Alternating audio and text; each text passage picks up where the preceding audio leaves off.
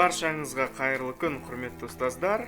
Бұл ұстазға пайдалы 20 креативті құрал атты видео сабақтар сериясы. Бұған дейін біз сіздермен креативті презентациялар жасау тақырыбында сөз қозғаған болатынбыз. Бүгінде біз сіздермен осы тақырыптағы тағы бір керемет сервисті көрсетеміз. Жалпы өздеріңіз байқап отырғандай, мен сөйлеп отырған кезде жанынан осындай әртүрлі анимациялар шығып, менің айтылып жатқан сөзіме қатысты тексттер және суреттер пайда болуда.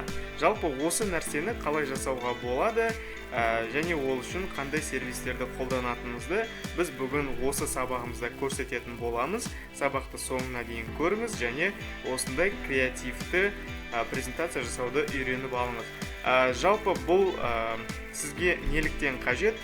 Себебі қазіргі таңда карантинге байланысты қашықтықтан оқыту курстары, сабақтары болып жатыр.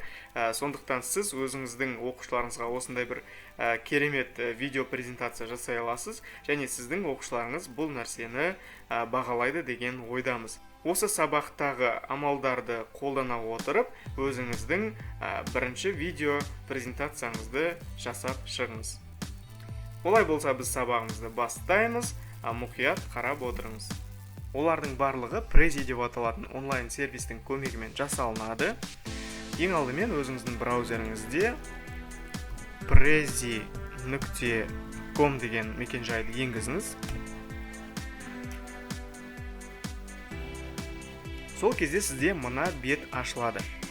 Көріп отырғандарыңыздай, бұл сервисті бірнеше салада қолдануға болады, яғни бизнес, education, немесе тағы да басқа. Ал бізге қызығы ол education бағыты, яғни білім беру саласында қолдану. Енді мұндағы көрсетілген education батырмасын басу арқылы сіз осы сервисті білім саласында қалай қолдануға болатыны жайлы қысқаша зерделеп өтсеңіз болады.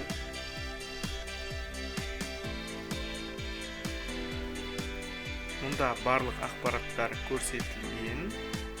Әрине ағылшын тілінде, бірақ та бұл сіздерге қиындық тудырмайды деген ойдамын. Енді бұл сервистің ақылы тарифтері де бар.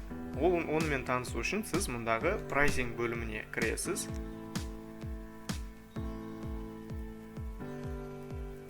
Сол кезде сізге мұндағы бірнеше тарифтерді ұсынады.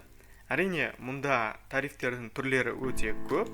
Мысалы, Basic'тен басталады. Және individual, students and educators and business. Қарап отырғандарыңыздай, бұл әркім қолданушының түріне қарай тиімді нұсқаларды ұсынған, бірақ та әрине мұнда тегін тарифі де бар. Енді бұл сервиспен жұмыс жасау үшін ең алдымен сізге тіркелу қажет. Ол үшін кез келген бір өзіңізге ыңғайлы тарифті таңдап, тіркелу батырмасын басасыз. Біздің жағдайда енді ол Basic, яғни тегін нұсқасы болсын. Біз мұндағы Basic, яғни Free тарифін таңдап, Continue батырмасын басамыз. Сол кезде сізде мұнда тіркелу ақпараттарын сұрайды. Сіз мұнда ақпараттарды көрсету керексіз. Ең алдымен ол сіздің атыңыз. Келесі ол сіздің фамилияңыз. Келесі ол сіздің электронды мекенжайыңыз. Және құпия сөзіңіз. Өте қарапайым осындай тіркелудің түрі. Және өзіңіздің бот емес екеніңізді растайсыз. Сондай-ақ сайттың бүкіл талаптарына келісетініңізді растайсыз. Және Continue батырмасын басасыз. Тіркелу өте стандартты жүреді. Сондықтан біз ары қарай көрсетпейміз. Яғни сізге электронды мекенжайыңызға хат келеді, сіз оны растайсыз. Сол арқылы сайтқа кіресіз.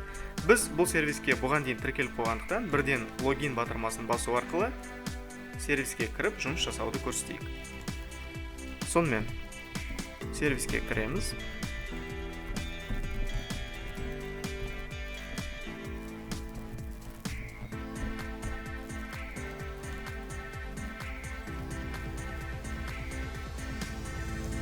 Сервиске кіргеннен кейін сізде осы бет ашылады.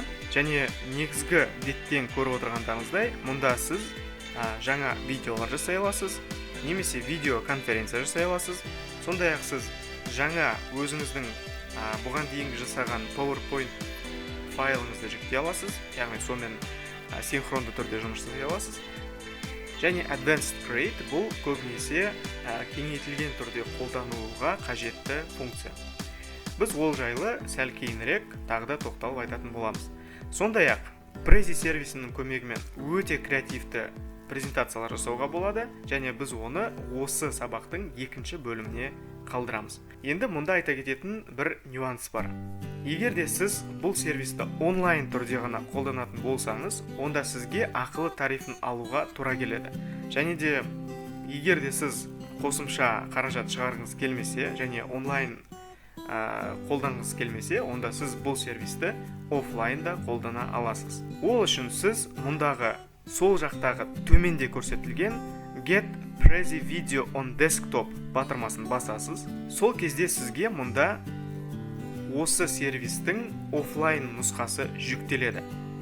Және көріп отырғандарыңыздай, қазір маған жүктелу үстінде, және оның салмағы 294 мегабайт. Енді біз бұған дейін жүктеп қойғандықтан бұны отмена жасай салайық.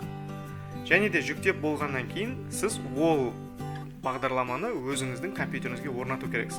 Орнату өте қарапайым түрде жүзеге асады.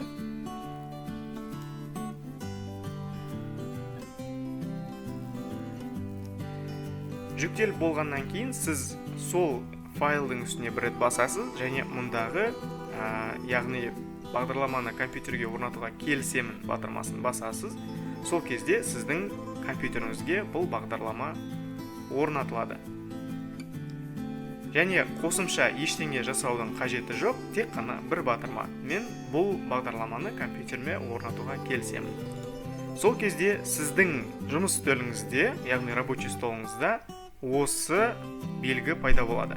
Бұл Prezi онлайн сервисінің офлайн нұсқасы. Яғни сайтқа кірмей-ақ өз компьютеріңізден қолдана беруге мүмкіншілік береді. Ең бастысы, ең қызығы, егер де сіз осының офлайн нұсқасын жүктеп алсаңыз, бұл бағдарлама сіз үшін тегін болады. Енді біз бағдарламаға кірейік. Бағдарламаға кірген кезде сізден осы бет ашылады, және біз мұндағы Create a New Video батырмасын басамыз. Сол кезде сізге мына бет ашылады. Ол үшін біз мұнда үлкейтіп қояйық. Енді қарап отырсаңыз, мұнда сізде ең негізгі шаблон пайда болды. Және де оң жағына қарасаңыз, сізде Templates деген бөлім бар. Сол бөлімде қарасаңыз, сізде мұнда өте көптеген үлгілер бар. Осы үлгілердің кез келгенін қолдансаңыз болады. Біздің жағдайда біз мына бір шаблонды қолдандық. Осы бір шаблон бізге ұнады. Енді осы шаблонды өзіміздің сабағымызға лайықты етіп өзгертейік. Ол үшін сіз мұнда астында көрсетілген контент бөліміне кіресіз.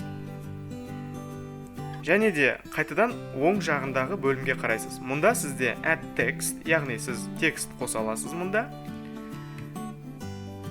Текстің орнына кез келген сөз. Ең бірінші әрине ол сәлемдесу болуы мүмкін, сондықтан сәлемдесу сөзін жазайық. Баршаңызға сәлем. Енді егер де сіз мұнда қандайда бір сурет қойғыңыз келсе, онда сіз мұндағы Insert Image батырмасын басасыз. Сол кезде ол файлдың қайда тұрғанын сізден сұрайды. Енді біз файлдың орнын көрсетейік. Міне біздің файлымыз осында тұр, және оны Открыть батырмасын басамыз. Сол кезде біздің логотипіміз осы жерге жүктелді. Бірінші слайд осымен дайын. Сіз осы бетке қарап өзіңіздің сәлемдесуіңізді айта бересіз. Егер де келесі бетті қосқыңыз келсе, онда сол жақтағы жоғарыдағы көрсетілген плюс батырмасын басасыз. Сонда сізге екінші бет ашылады. Бұл жерге не көрсету керек? Бұл жерге сіз өзіңіздің негізгі тақырыбыңызды айтсаңыз болады. Мысалы,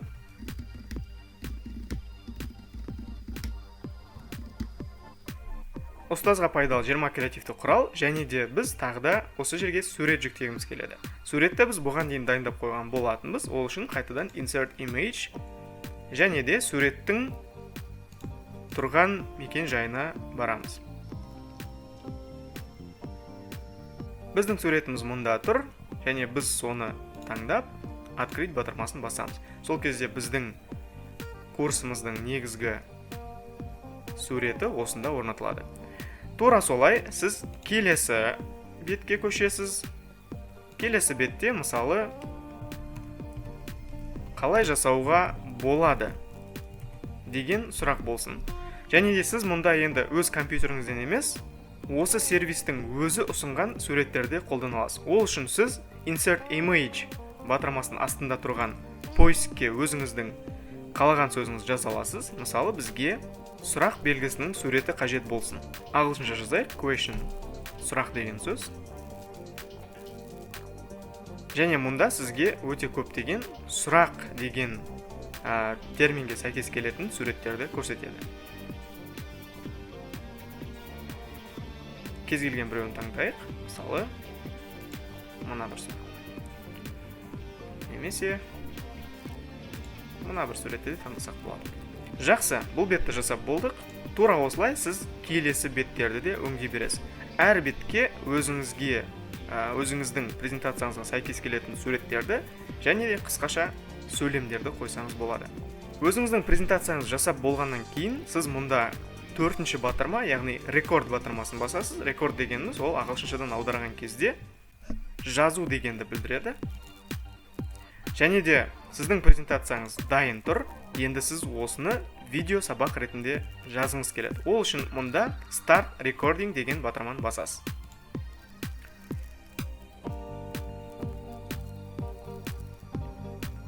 Және де мұнда сіздің не айтылып жатқандарыңыздың барлығын жазып жатыр. Мұнда сіз сәлемдесесіз, өзіңіздің алғы сөзіңізді айтасыз. Және де барлығын айтып болғаннан кейін, сіз мұнда тұрған келесі бетке көшетін батырманы басасыз. Сол кезде сіз сөйлеп жатырсыз, бірақ параллельно мұнда сіздің келесі суреттеріңіз шығып жатады.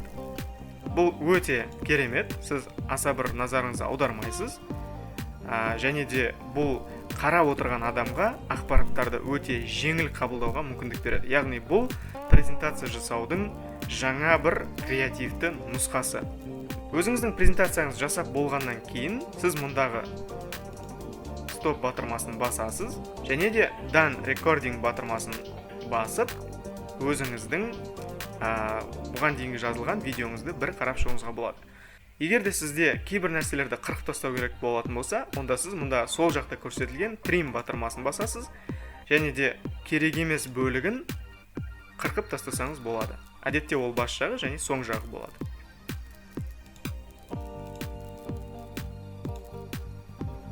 Және де қырқылғаннан кейін мұндағы save батырмасын басасыз.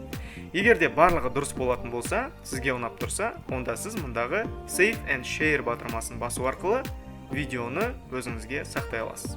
Ол үшін сіз мұндағы save file батырмасын басасыз. Және де мұнда файл өзінің негізгі сапасын жоғалтпау үшін original file size батырмасын бассаңыз, және де мұнда қайда сақтау керек екенін көрсетіп, файлдың атын жазып, мысалы тест файл болсын, сохранить батырмасын басасыз. Сол кезде бірнеше секундтардың ішінде бұл видеоны сіздің компьютеріңізге жүктеп береді.